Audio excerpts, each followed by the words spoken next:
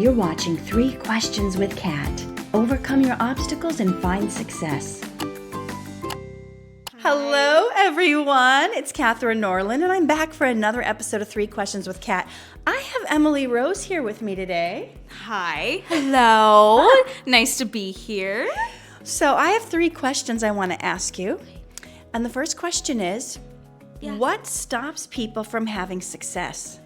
Oh my gosh, them getting in their own way? How so?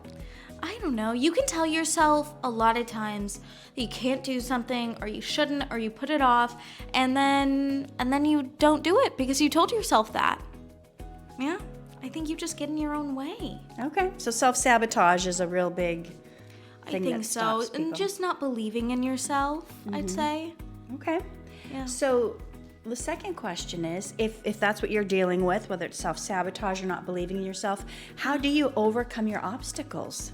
I think you just have to choose to one obstacle at a time. Just do it.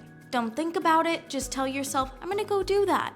I'm going to go, book that tennis lesson. I'm going to go do the thing that I've wanted to do, even if I'm not going to be very good at it. Yeah, that's part of it. Just like you said, just go for it and don't think about it. I think so many times we talk ourselves out of something because we're overthinking it. We start thinking about all the scenarios that could go wrong and what if this happened, what if this happened? And if you just say, forget about it, go for it, and then be okay with it not being great. Being okay with it not turning out perfectly. Yeah, be okay with failing, I think. Yeah, That's scary for some people. Well, I mean, nobody wants to fail, but I think also have fun in failing. Be excited to fail. I love when I fail because then I know I'm not going to fail the next time. Can you give an example about how you can have fun in failing? Maybe a personal example or... Yeah, well, I take acting classes and I always view acting classes as the time to fail. I think that's the time to, if you're practicing a self-tape, do all the wrong things so that you can learn how to do the correct things or the things that might pop off in a self-tape that might make a self-tape very fun and good. And I just really enjoy when I do fail then because I'm like, oh, awesome. I learned that if I don't look, at the correct area, it looks really bad. That reminds me when you said just be okay with failing during a self-tape. I had an acting coach who used to always make me push the parameter, my coaching mentor, Tim, and he would make me do the craziest things at auditions. He's like, trust me, you're going to stand out. Yeah. And he had me do this one self-tape where he had me start the self-tape upside down. Wait, like this? Like laying on the couch, backwards, upside down. And That's so fun. And I had super fear of what other people thought, this people-pleasing thing. Oh, yeah. And one time he had me do this thing at an audition where I laid down on the ground, and afterwards, because then the camera guy has to get it off the tripod and follow you down to the ground. So I did it, and afterwards the director's like, can we do a take 2 with you standing up the whole time? But at least I got a take 2. I took that chance. No. I did not get the role. No, but you left a lasting impression. There we go. They're gonna be like, that one that, started upside down. Right. Yeah. So that's having fun failing, right? Absolutely. Absolutely. You tried it, so now you know how it feels to start upside down. Right. I've had self-tapes where, you're supposed to be laying on the floor or something, and I put my camera that way, and I looked up. And you know what? Didn't book it, but I tried. Yeah. Came out cool. Yeah. Probably not what they wanted. So that's all we can do, and I think we have to stop tying our whole future success into thinking that one moment of failure is going to think the rest of your life is going to be that way. That's so true. Wow, you have a way with words, girl. Oh. I don't know what to say. My heart's so warm. The final question is, Emilyrose, what do you wish you would have known 5 years ago? Oh my gosh. Oof, that is actually such a good question.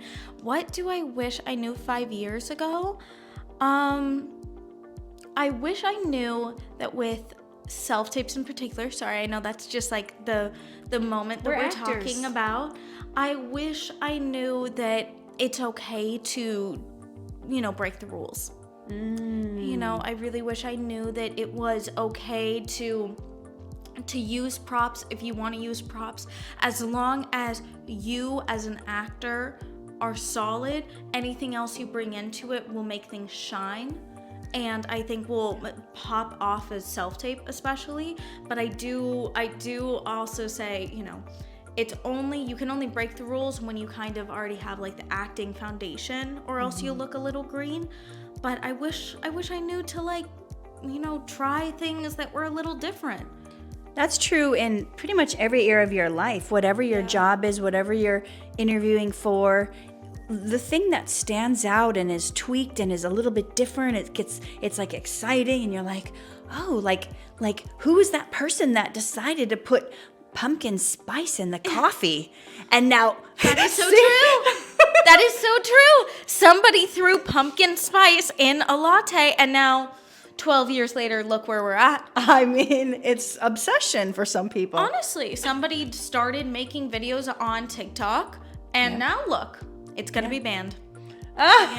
We'll see. I know. We'll see. So standing out, being different, being okay with doing things differently. It's like once you know what the rules are, then how can I kind of color outside the lines to show my own unique personality? Don't be afraid, because the person that is always trying to do things perfectly and fit in isn't memorable. They sometimes get forgotten. You may have some steady work, but you don't become like the Steve Jobs of your arena who decided we can put 1,000 songs in your pocket. Oh gosh, I remember that. I remember iPods. Yep. Right? Or whatever the first ones were. I remember that. And it just takes like thinking outside of the box. Unfortunately, there's like so much good work, so much good acting and self-tapes. But sometimes you just kind of like, okay, you did a good scene, you did a good self-tape. It doesn't necessarily mean that like a casting director, that's something I wish I knew five years ago.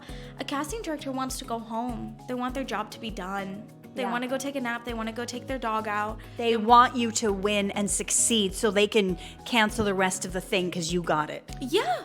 I mean, think about them. They don't want to keep waiting through self-tapes. They want the correct person to show up so they can be like, oh, that's done. Now I can go watch my movie. Right. And so the stuff we're sometimes beating ourselves up over, we thought we did the best in the world. The casting director may have not even seen it. They may have found the exact perfect person before they even saw yours. So you're beating yourself up, thinking you suck, thinking you need to move back to Ohio. It has nothing to do with you. And they maybe didn't even see it. Yeah. They just have a job in the end of the day. Yeah. And they want you to win. And a lot of times it's just about who did a great self-tape as fast as possible. As fast as possible. Yeah. A lot of people wait till the last minute to do their self-tape. I've done it. And think about you searching Google for something. Are you really going past the 3rd page in searches?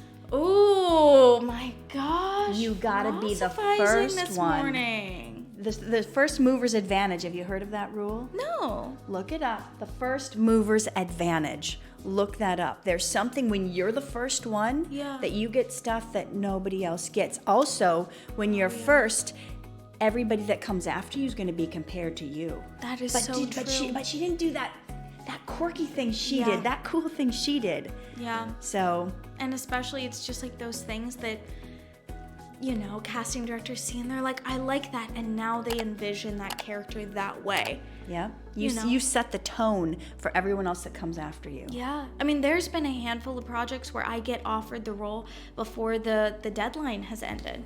Yeah. So people are still sending in their tapes, but I already got the email. Yep.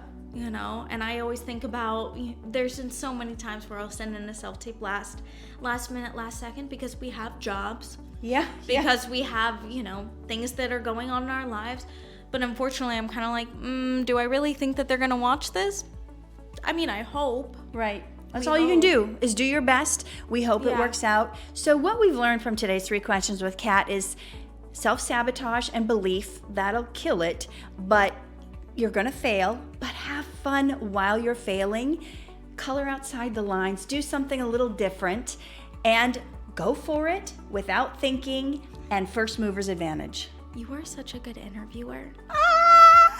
How did you just summarized 10 minutes of us jabbing. So Emilyrose, how can people find you if they want to look you up? Hi, I'm Emilyrose Morris. My ad is Emilyrose Morris on pretty much all social media sites. So yeah. Well, thank you for being here today for 3 questions with Kat, and we'll see you next time for another episode. Bye. 3 questions with Kat. Get the tips you need to reach your dreams.